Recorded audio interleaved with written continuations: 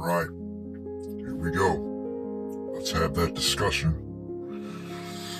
So, I recently went through a spiritual awakening, if you will. A lot of things that were once unconscious, a lot of things that were once repressed or suppressed in my subconscious mind have become more and more conscious. You know, it's almost like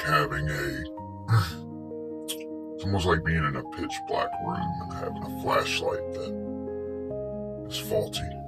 You know, like you're walking in the room, you're trying to feel it, you're trying to feel it out. You know, the flashlight's going on and off, you're smacking it, you know, you're trying to get a feel for the room, you're looking around. Flashlight's going dead, you know, you're smacking it. Every once in a while it'll flash. Every once in a while you'll get a glimpse of an object, or you'll get a glimpse of a wall, perhaps. Slowly but surely you start piecing together the little glimpses of the images that you see. It starts to form a picture. I've done a lot of research into secret societies and different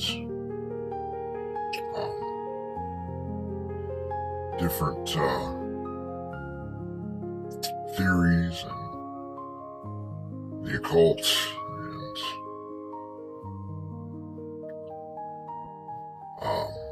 I've been a conspiracy theorist for ever.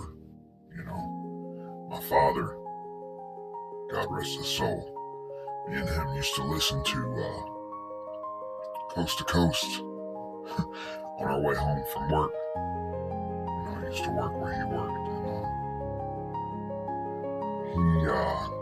he's the one that introduced me to conspiracy theories. I was immediately sucked in and enamored. And then my quest and thirst for knowledge,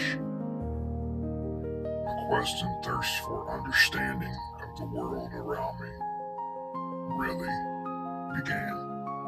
It really began when I was a kid, you know. They said I had oppositional defiance disorder because I asked too many questions. They said I had ADHD, you know. They said that oppositional defiance disorder was like a mental condition where you have a natural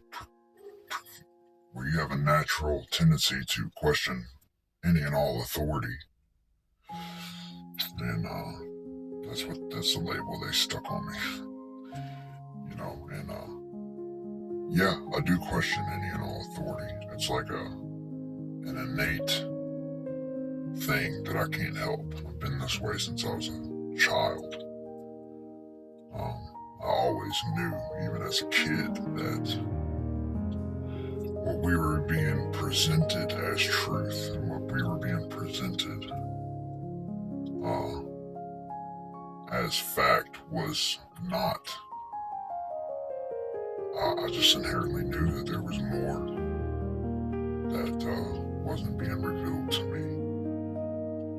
I inherently knew that the systems and the structures, the institutions that I was told to respect, I inherently knew that there was something wrong.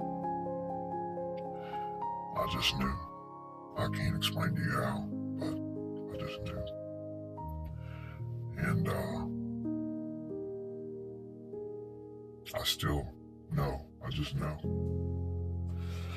I've been knowing, you know, and I went through the phase of trying to wake up people, trying to wake up my family, and, you know, turn them on to the truth. Try to explain to them that their government was not their friend. and that the institutions and the system did not care about them. Slavery never ended, just got rebranded. And the chains aren't physical anymore. And they don't care about the color of your skin anymore. Chains are mental, and they do not discriminate. If you're not a member of the top 1%, you're expendable. They do not care about you. You are a slave. You're a battery. It's true. The Matrix is real. I'm trying to be real careful about what I say because I've been targeted. I've been intimidated. And if you get going down far enough down some of these rabbit holes, if you focus on it too much, you give it too much of your emotional, mental faculties, you will be consumed by fear, dread, existential dread, but these things need to come to the surface, and we need to talk about them if we're ever going to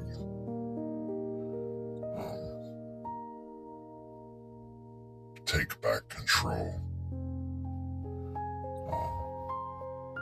If we're gonna create a better tomorrow for our children.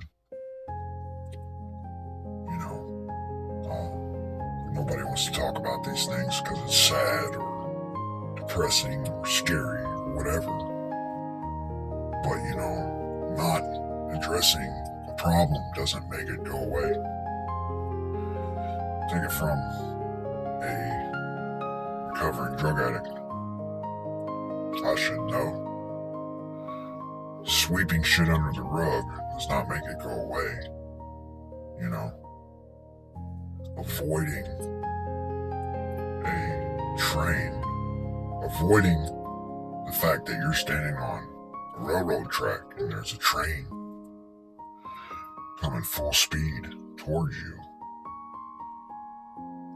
Denying the fact that you're standing on the track will not save you from becoming a red stain. Okay, so I know it's scary, and I know it's depressing. It can be, but we have to start talking about these things. One thing that I have come to start to understand, or not understand, but one thing that is starting to come back to my conscious mind is, the trauma-based mind control. Because that's what it is. We are under a system of trauma-based mind control.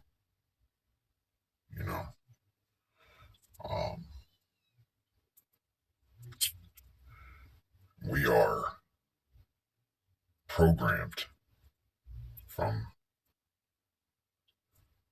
a very young age. As soon as we enter public school, we are programmed to not ask too many questions, to obey, to,